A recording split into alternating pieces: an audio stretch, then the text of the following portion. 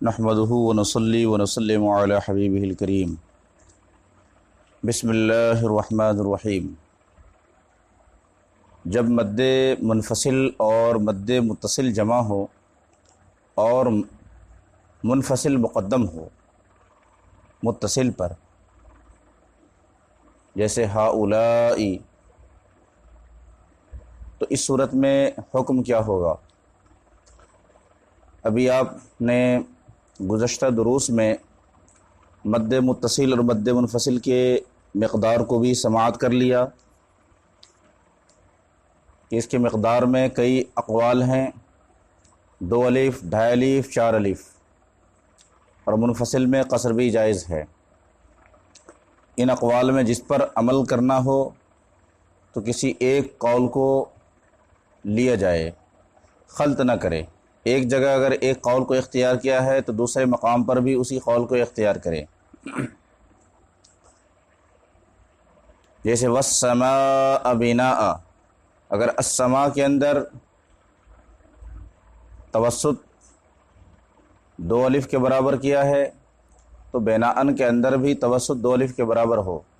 امام حفص عاصم رحمۃ اللہ علیہ کے نزدیک مد متصل ہو یا منفصل دونوں میں توسط ہے، اور اگر والسماء کے توسط کی مقدار 2.5 الف ہے تو بناءً میں بھی 2.5 الف ہو۔ اگر اس کے اندر 4 الف ہے تو بناءً میں بھی 4 الف ہونا چاہیے۔ اب فرماتے ہیں کہ جب مد منفصل اور مد متصل دونوں کا اجتماع ہو ایک مقام پر اور اس میں منفصل مقدم ہو، تو ایسی صورت میں منفصل کے اندر مد کی مقدار کیا ہوگی اور متصل کے اندر مد کی مقدار کیا ہوگی؟ اس میں آپ کو ایک بات دھیان میں رکھنی ہے کہ مد متصل اقوا ہے مد منفصل سے، لہذا کسی صورت میں بھی مد منفصل کو ترجیح حاصل نہیں ہونی چاہیے متصل پر۔ مد منفصل کی مقدار کو گھٹا دیں اور متصل کی مقدار کو بڑھا دیں تو یہ جائز ہوگا، یا دونوں کو برابر کر دے یہ بھی جائز ہے، لیکن منفصل کے مقدار کو بڑھا دیا جائے متصل سے، یہ کسی صورت جائز نہیں۔ ایک مثال ہے جیسے ہؤلائی، اس میں مد منفصل پہلے ہے اور متصل بعد میں ہے، تو یہاں مد منفصل میں قصر اور 2 الف دونوں جائز ہیں کہ آپ قصر کریں یا 2 الف کریں، خواہ قصر کریں یا 2 الف مت کریں۔ مد متصل میں 2 الف، 2.5 الف، 4 الف، یہ 3 صورتیں جائز ہوں گی۔ 2 الف میں تساوی ہے، 2.5 الف میں ترجیح ہے، 4 الف میں ترجیح ہے، اور یہ درست ہے اس لیے کہ ترجیح اسے ہو رہی ہے جو اقوا ہے۔ ہاں جب منفصل میں 2.5 الف مت کریں تو اب متصل میں صرف 2 ہی آپشن باقی رہ جائیں گے، 2.5 الف یا 4 الف۔ 2.5 الف تساوی ہے اور 4 الف ترجیح ہے، اور 2 الف غیر جائز ہوگا اس واسطے کہ مد منفصل متصل منفصل سے اقوا ہے اور ترجیح ضعیف کی قوی پر جائز نہیں۔ اور جب منفصل میں 4 الف مت کیا جائے تو متصل میں صرف ایک آپشن باقی رہتا ہے، وہ 4 الف کا، تاکہ کم از کم تساوی ہو جائے اور جواز کا پہلو نکل جائے۔ یہاں 2.5 الف، 2 الف اس صورت میں ناجائز ہوگا۔ وجہ وہی ہے، ترجیح لازم آئے گی ضعیف کی قوی پر۔ یہ تو وہ صورت ہوئی جب منفصل مقدم ہو، اور جب مد متصل منفصل پر مقدم ہو، مثلا جاءوا اباہم عشاء یبکون، اس مقام پر جاؤ میں مد متصل ہے اور ابا کے اندر جا میں مد متصل ہے اور او کے اندر مد منفصل ہے، اس لیے کہ حمزہ دوسرے کلمے میں واقع ہے۔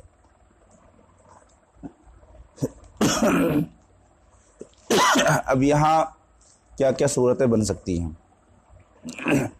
متصل میں 4 الف مد کیا تو منفصل میں 4 الف، 2.5 الف، 2 الف اور قصر، یہ 4 وجہ، چاروں صورتیں جائز ہیں۔ اور اگر 2.5 الف مد کیا ہے تو منفصل میں 2.5 الف، 2 الف اور قصر جائز ہے، اور 4 الف غیر جائز ہے۔ ایسا ہی اگر متصل میں 2 الف کیا ہے تو منفصل میں صرف 2 الف اور قصر ہوگا، 2.5 الف، 4 الف مد نہ ہوگا۔ وجہ وہی ترجیح کی ہے کہ ترجیح لازم آئے گی ضعیف کی قوی پر۔ اب ایک اور فائدہ اسی سے متصل مصنف بیان فرما رہے ہیں، جب متصل اور منفصل کئی جمع ہوں، مثلا بِأَسْمَاءِ هَؤُلَاء، تو انہی قواعد پر قیاس کر کے وجہ صحیح اور غیر صحیح نکال لی جائے۔ قاعدہ واضح ہے کہ کسی بھی صورت میں مد منفصل کو ترجیح، ضعیف کو مد ضعیف کو ترجیح حاصل نہ ہو قوی پر، یا تو تساوی کی صورت ہو قوی کے لیے یا ترجیح کی صورت ہو۔ ترجیح کی جتنی صورتیں ہوں گی وہ سب جائز ہیں، تساوی کی صورت جائز ہوں گے اقوا کے لیے۔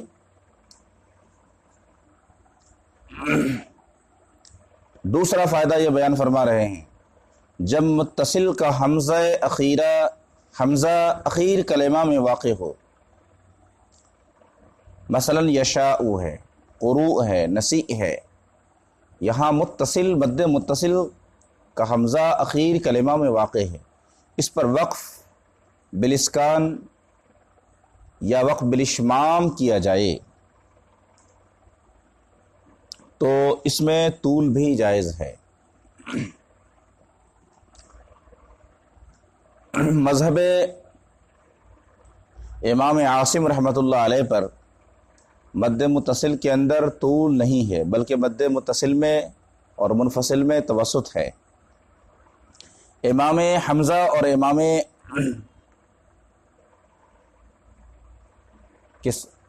حمزہ اور کسائی رحمۃ اللہ علیہ کے نزدیک مد متصل میں اور مد منفصل میں طول ہے۔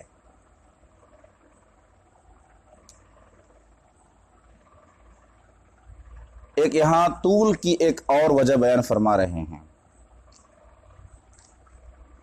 کہ مد متصل کا حمزہ اخیر کلمہ میں واقع ہو اور اس پر وقف بالاسکان ہو یا وقف بالاشمام،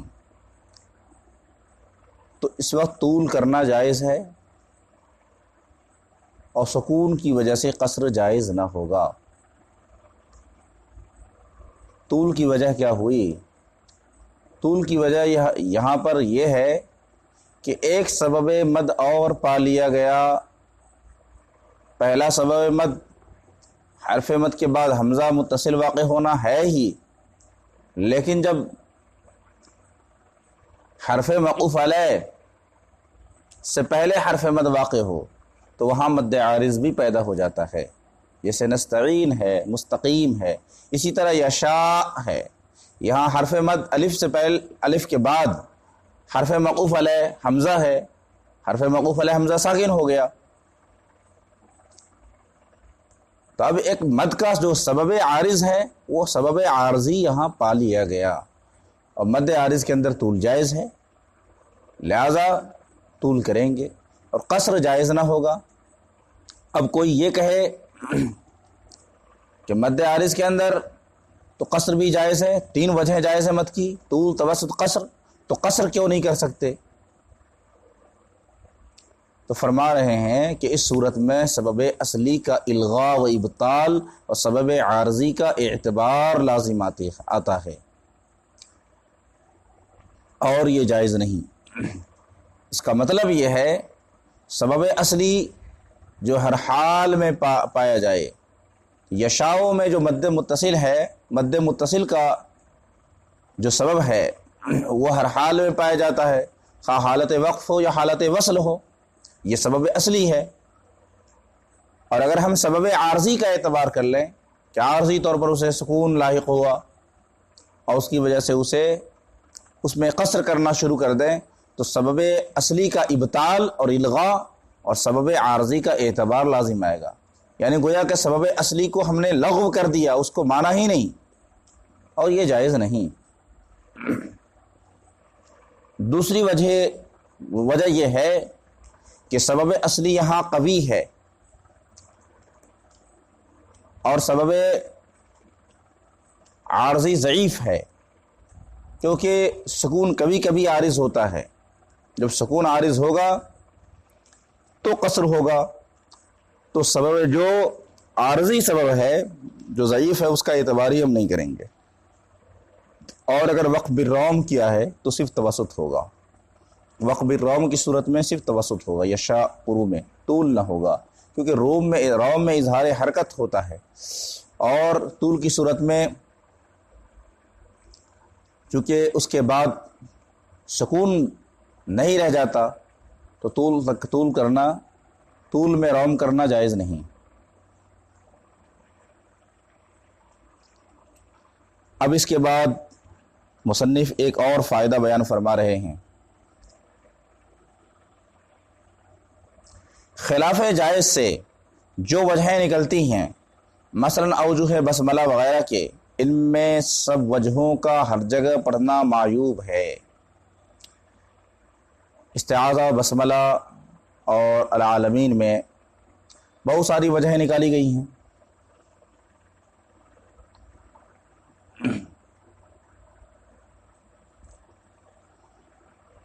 تو خلاف جائز سے جو وجہیں نکلتی ہیں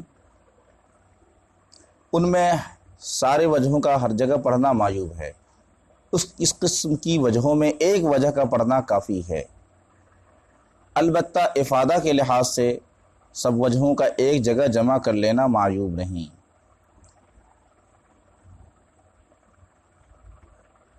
مثلا جن مختلف فی وجہوں پر کل قراء کا اتفاق ہو، کیفیت وقف، اسکان، اشمام، روم یا مد عارض کی وجوہ ثلاثہ وغیرہ میں، اس میں کسی ایک وجہ کا پڑھنا کافی ہے۔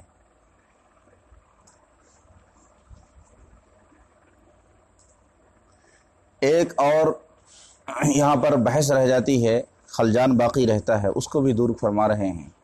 بہت سارے مقام پر جائز غیر جائز کہا گیا کہ یہ صورت جائز ہے، یہ صورت غیر جائز ہے۔ اس فصل میں جو غیر جائز اور غیر صحیح کا لفظ استعمال کیا گیا ہے، اس سے مراد غیر اولا ہے، قاری ماہر کے واسطے معیوب ہے، یعنی جو صورتیں نکل رہی ہیں اور جس میں کہا جا رہا ہے غیر جائز ہے، غیر جائز کا مطلب یہ نہیں کہ اس کو پڑھ دیا تو وہ حرام ہو گیا اور گنہگار ہو گیا، یہ نہیں ہے، بلکہ یہ غیر اولا ہے، غیر مستحب ہے۔ ایک شخص جو ماہر ہے اور وہ اس طریقے سے غلطی کرتا ہے تو یقیناً اس کو معیوب مانا جائے گا۔